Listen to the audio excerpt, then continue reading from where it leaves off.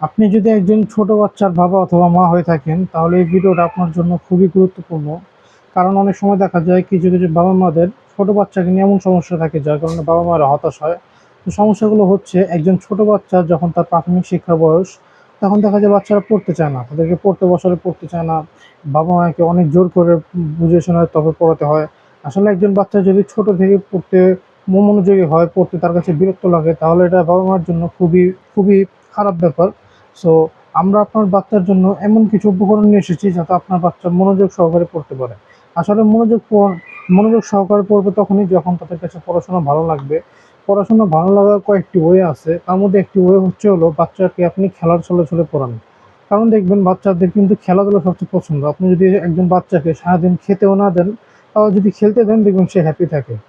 So আমরা আপনার বাচ্চার জন্য এই কম্বো সেটটি নিয়ে এসেছি যাতে একজন বাচ্চা খেলতে খেলতে প্রাথমিক শিক্ষা শিখতে পারবে। সো চলুন প্রথমে দেখে নিই ভিতরে কি কি আছে। এটির ভিতরে প্রথমে আছে হচ্ছে একটি পাজেল খেলনা। এটার ভিতরে 1 2 3 4 5 6 7 8 9 এই সংখ্যাগুলো দিয়ে আছে।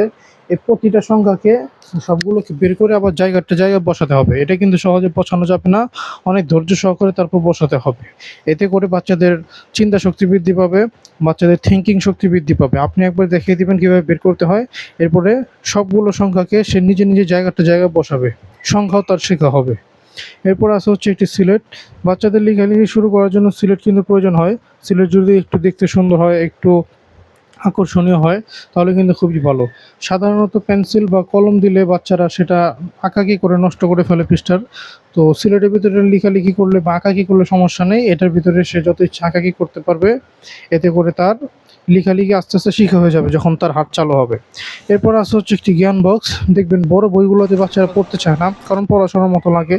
সো বইগুলো যদি একটু ছোট ছোট হয়, লাইক এরকম যদি হয়, তাহলে তার কাছে এটা খেলনা জাতীয় লাগবে, সে এটা দিয়ে কাট খেলতে পারবে বা তার মতো করে খেলতে পারবে। সো তাই এই বইগুলো, এটার ভিতরে অনেকগুলো টপিক আছে।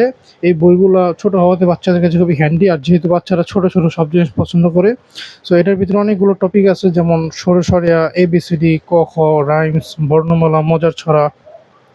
প্রতিটা বিষয়ে প্রতিটা অক্ষরের পাশে সুন্দর সুন্দর ছবি দেওয়া আছে। এই ছবিগুলো দেখে বাচ্চারা খুবই খুশি হবে এবং পড়তে আকর্ষণীয় হবে।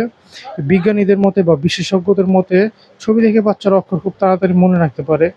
সো এখানে যে শেষে যে মজার ছড়াটি আছে, এরকম যখন মজার ছড়া শিখে আপনার সামনে পাঠ করবে, তখন আপনার ভিতরে কিন্তু ভালো লাগা কাজ করবে আপনার বাচ্চা আপনাকে সুন্দর সুন্দর ছড়া শুনে। এরপরে আসা হচ্ছে একটি মেজ বোর্ড।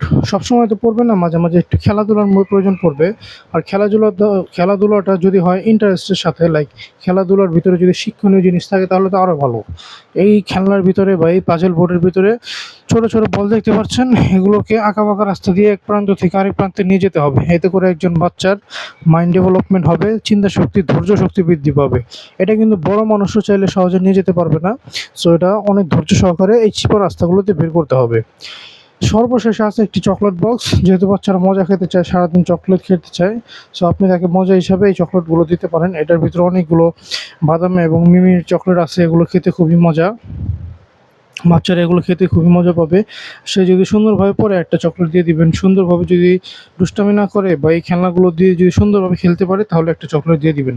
সো যদি আপনার বাচ্চাকে এভাবে প্রাথমিক শিক্ষা শেখাতে চান, তার মাইন্ড ডেভেলপমেন্ট গ্রো করতে চান, তার যে থিঙ্কিং লেভেল সেটা বাড়াতে চান, তাহলে এগুলো আপনার বাচ্চার জন্য নিতে পারেন। এগুলো নেওয়ার জন্য নিচে দেওয়া সেন্ড মেসেজ বাটনে ক্লিক করে অর্ডার করতে পারেন।